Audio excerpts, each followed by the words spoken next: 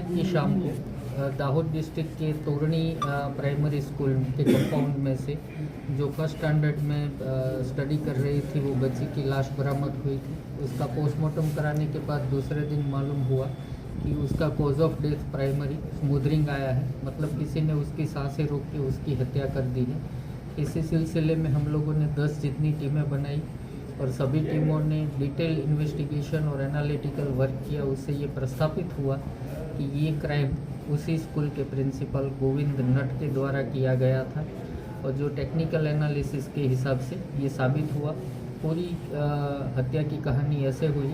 कि सुबह 10:20 के करीब टाइम पे जब बच्ची की मां ने उसको प्रिंसिपल की गाड़ी में बिठाया था ताकि वो स्कूल ले जाए और उसके बाद में बच्ची स्कूल पहुंची ही नहीं है।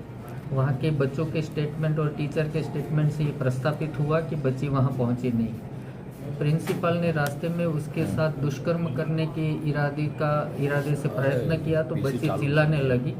तो उसका मुंह बंद करने के लिए उसने उसका मुंह दबा दिया और नाक दबा दिया ताकि उसकी सांसें रुक गई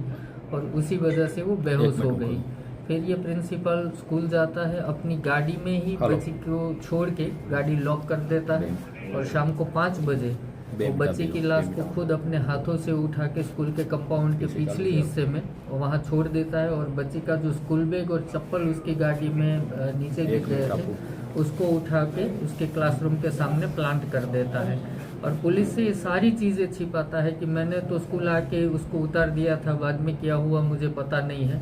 बट पूरा टेक्निकल एनालिसिस और उसका स्कूल छोड़ने का जो टाइम था उस हिसाब से उसके ऊपर शंका हुई हम लोगों को